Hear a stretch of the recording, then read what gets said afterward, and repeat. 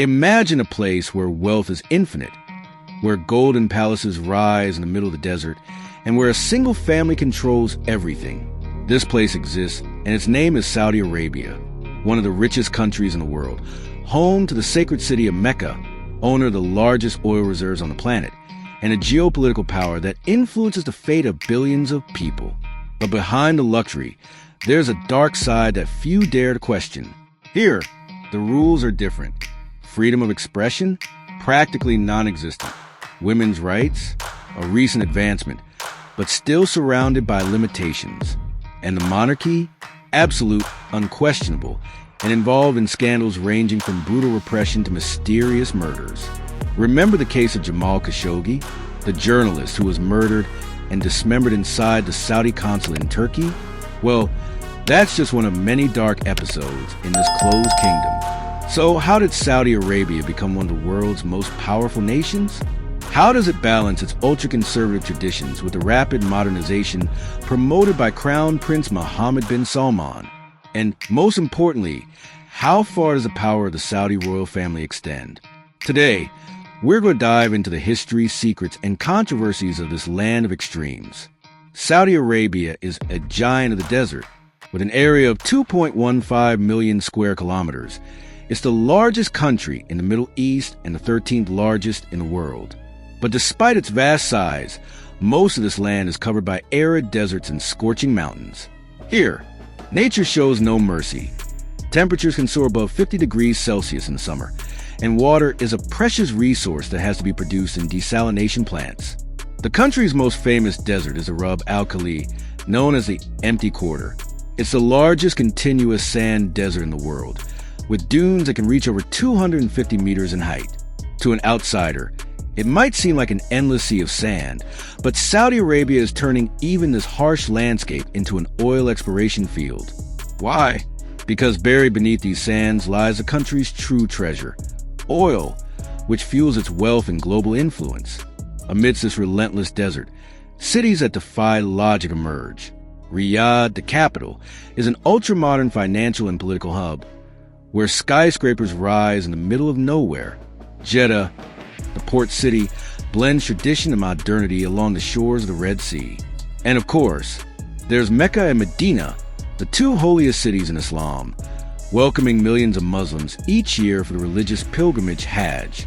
But Saudi Arabia's location also places it at the heart of explosive geopolitical disputes. The country borders Yemen, a war-torn territory, in Iran, its major rival in the Middle East. Plus, it's strategically positioned next to the Strait of Hormuz, a crucial passage for global oil transportation. Any conflict in the region can directly impact the world economy, making Saudi Arabia a key player in the global power game. With so much land, wealth, and political tension, it's impossible to ignore the weight Saudi Arabia holds in the world. But this powerhouse wasn't always like this. To understand how this desert became an oil empire, we need to take a step back in time and dive into the history of the Saudi kingdom. Saudi Arabia may be a relatively young country, but its history stretches back thousands of years to a land marked by ancient civilizations, warrior tribes, and religious disputes. In the past, the Arabian Peninsula was dominated by nomadic Bedouins, traders who crossed the desert, transporting spices, gold, and textiles between Asia, Africa, and Europe. But it was in the 7th century that this land gained new significance for the entire world: the birth of Islam. In 570 AD, in the city of Mecca, a man was born who would forever change the destiny of the region: Muhammad, the prophet of Islam. His revelations gave birth to Quran, and his words united the Arab tribes under a new faith. In no time, Islam spread across the peninsula and beyond, turning Mecca and Medina into centers of religious influence. For centuries, different empires and dynasties fought for control over these sacred lands, from the Islamic caliphates to the powerful Ottoman Empire, which dominated the region for centuries. However, the true birth of Saudi Arabia as a country occurred in 1932, when one man altered the region's fate: Ibn Saud. He was a leader who unified the tribes of the Arabian Peninsula and founded the Kingdom of Saudi Arabia, establishing an absolute monarchy governed by his family. From that moment on, all the country's paths led to a single surname: Al Saud, the dynasty that still holds power today. Then came the stroke of luck that transformed a poor desert nation into an empire of black gold. The discovery of oil in 1938. With vast reserves beneath its sands, Saudi Arabia became one of the richest nations on the planet almost overnight.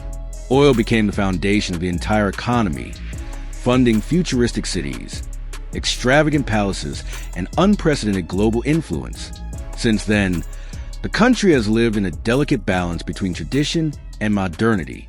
On one hand, the monarchy maintains an ultra-conservative system, with laws based on Sharia, Islamic law.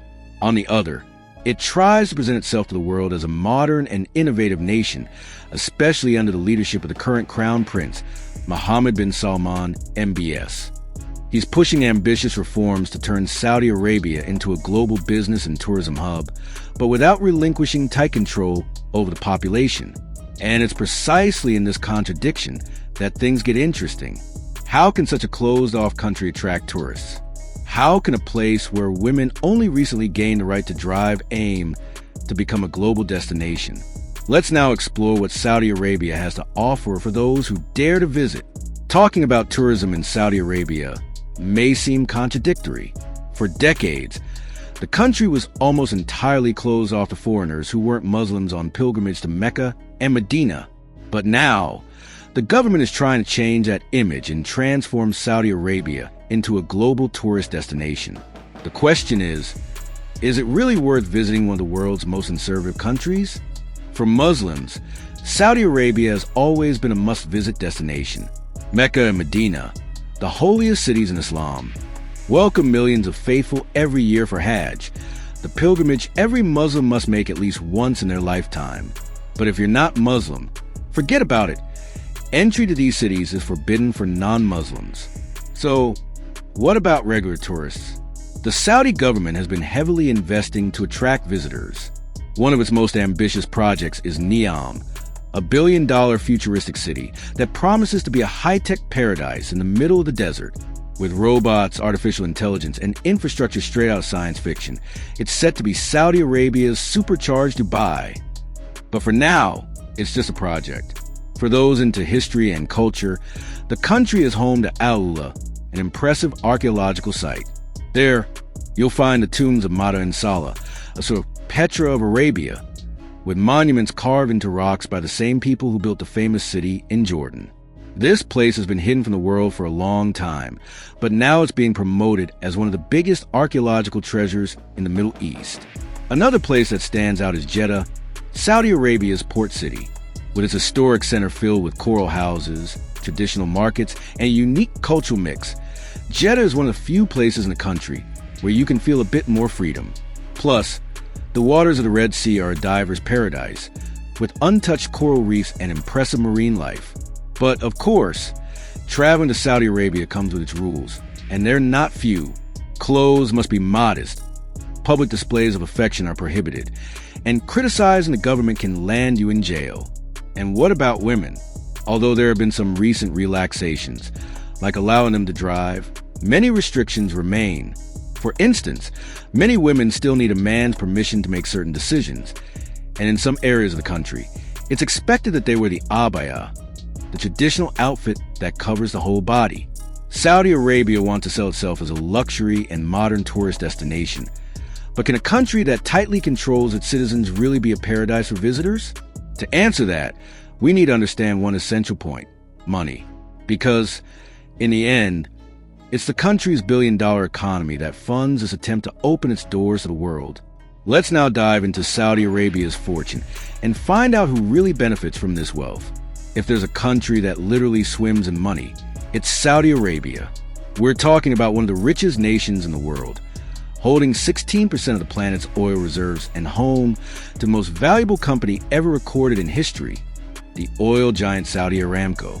But the big question is, does this wealth reach everyone, or is it just for a privileged elite? The Saudi economy has always revolved around oil. Ever since this true black gold mine was discovered in 1938, the country built its fortune by exporting millions of barrels a day.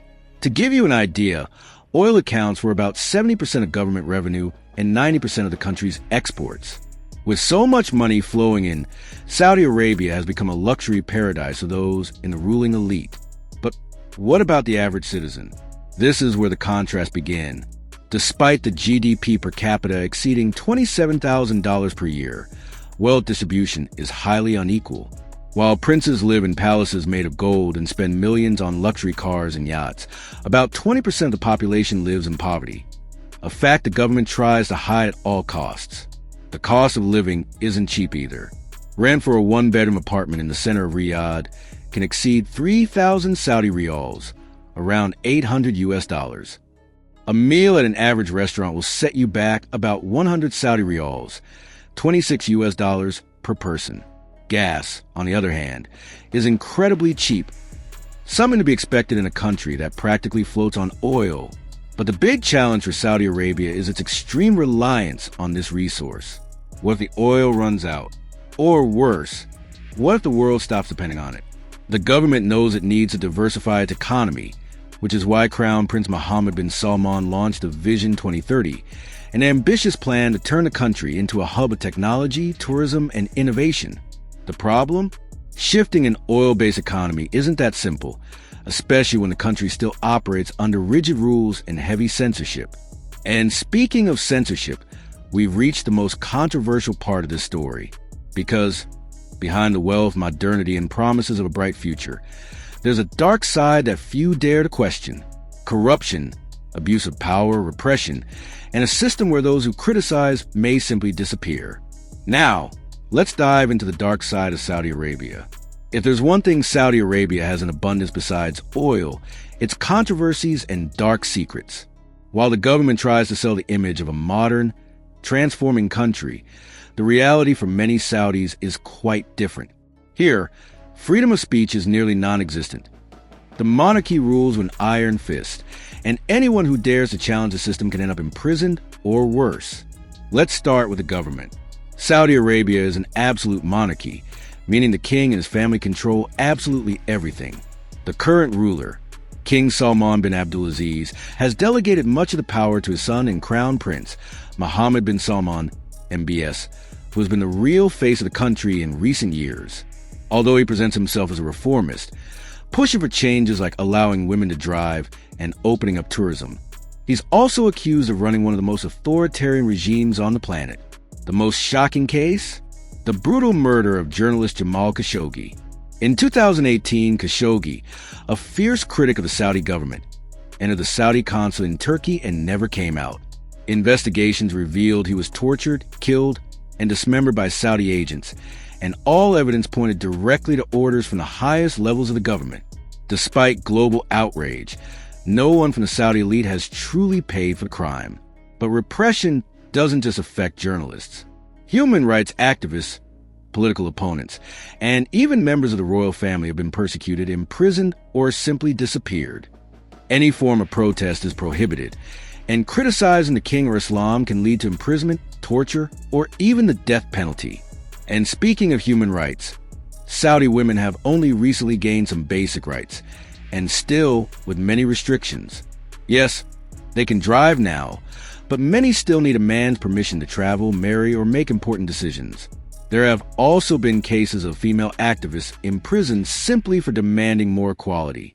Another dark side is the corruption within the royal family. In 2017, Mohammed bin Salman launched an alleged anti-corruption campaign and imprisoned dozens of princes and businessmen in a luxury hotel, the famous Ritz-Carlton in Riyadh. Officially, it was a move to end corruption.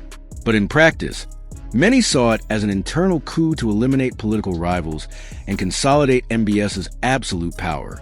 And if you think it's just the Saudis who suffer, think again about the foreign workers.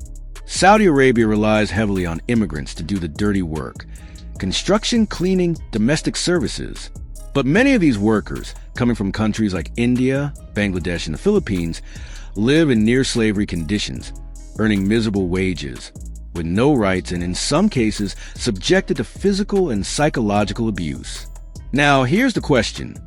With so much oppression and so many scandals, how does Saudi Arabia still manage to maintain its image as a global powerhouse and continue attracting investments? Simple: money.